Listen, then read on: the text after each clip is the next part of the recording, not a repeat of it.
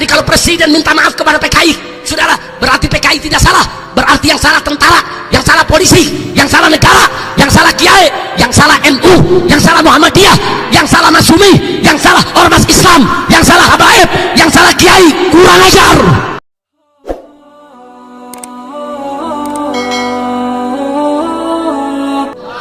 Nah, jadi kalau negara ketuhanan Maha Esa, komunis boleh ada gak? PKI boleh ada gak? Tahu-tahu sekarang saudara, PKI udah dibasmi oleh umat Islam, dibasmi oleh tentara, dibasmi oleh negara. Bagus tidak? Bagus tidak? Tahu-tahu sekarang presiden meminta maaf sama PKI.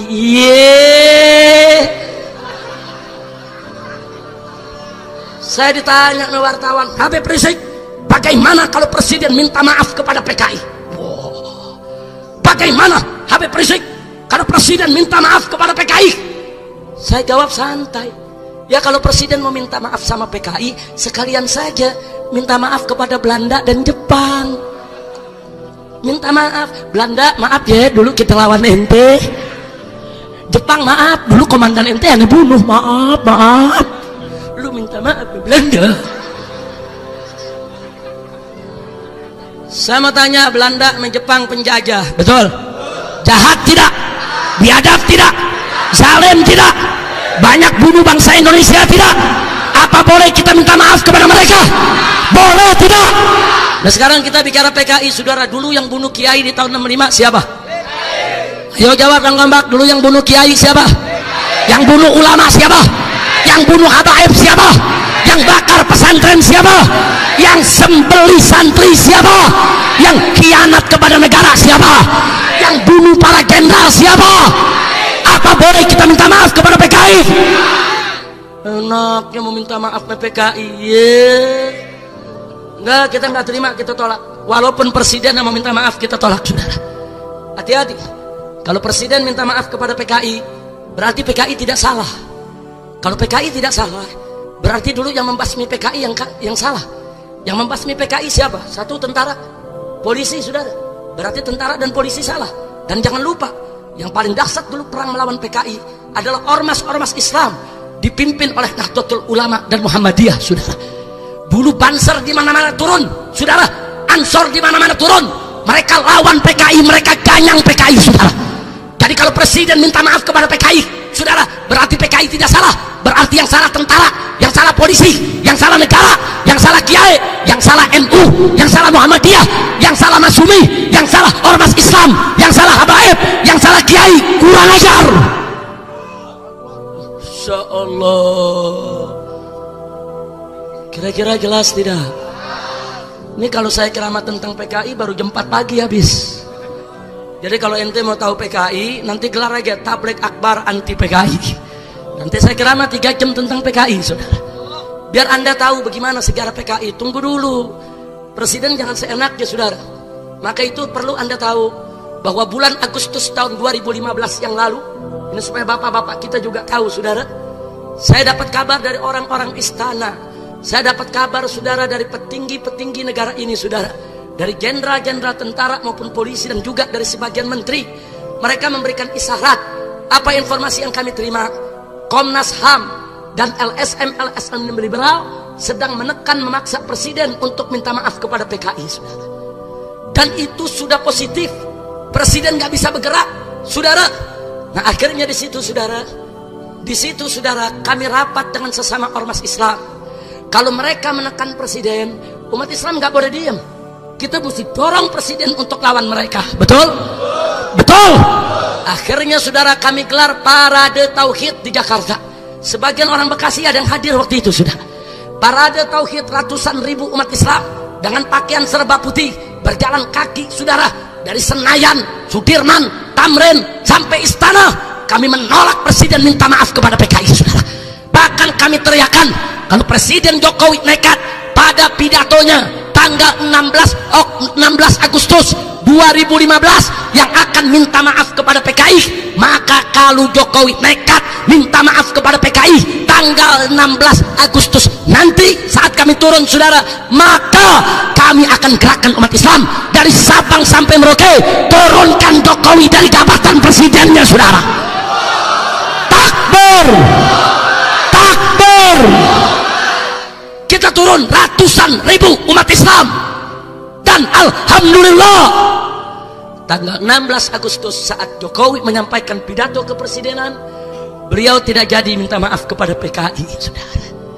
2 hari kemudian saya diundang oleh Menko Polhukam, itu Luhut Panjaitan, saudara. Saya diundang, saya datang ke tempatnya. Kemudian dia mengatakan, Habib, apa ancaman umat Islam ini serius? Oh serius? Yang bilang lagi bercanda siapa? Loh ini serius. Saya katakan kepada Pak Luhut, ini serius Pak Luhut, nggak bisa dibiarkan. Saya cerita seperti tadi, kalau presiden minta maaf kepada PKI, ya berarti Pak Luhut ini kan jenderal. Anda salah loh. Anda ini dulu termasuk yang membasmi PKI, memberantas PKI. Nggak boleh. Jadi kalau presiden ngotot meminta maaf kepada PKI, kami akan bergerak di jalan-jalan untuk turunkan presiden, dan nggak bakal berhenti pergerakan sebelum presiden turun lengser. Akhirnya apa?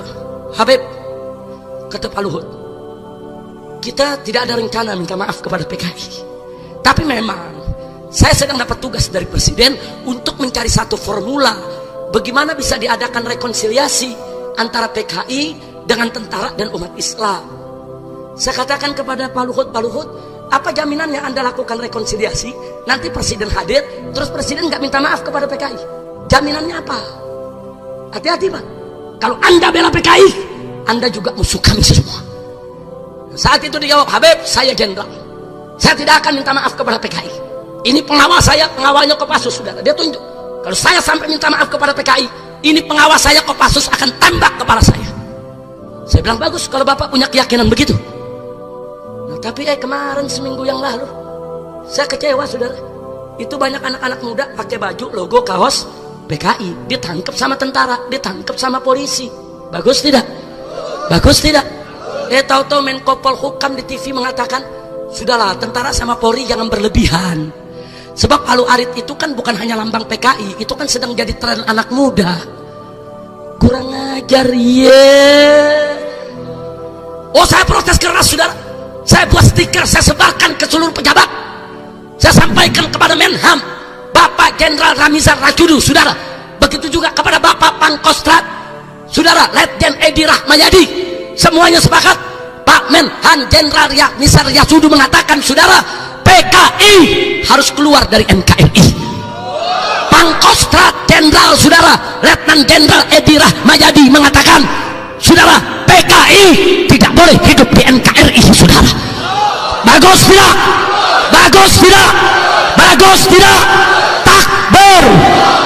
Siap bela Allah, siap bela Rasul, siap bela Quran, siap bela Islam, siap bela NKRI, siap bela negara, siap bela bangsa, siap bela rakyat. Takbir. Siap ganyang PKI, siap lawan PKI. Takbir. Alhamdulillah. Kira-kira yang saya sampaikan malam ini jelas tidak? Paham semua? Alhamdulillah. Saya nggak peduli Pak, mau presiden, mau menteri, kalau coba-coba bela PKI ya kita ganyang. Nggak ada urusan, saudara. Ini urusan harkat martabat umat Islam. Betul? Betul. Dan saya mau kasih tahu khususnya warga NU, saudara.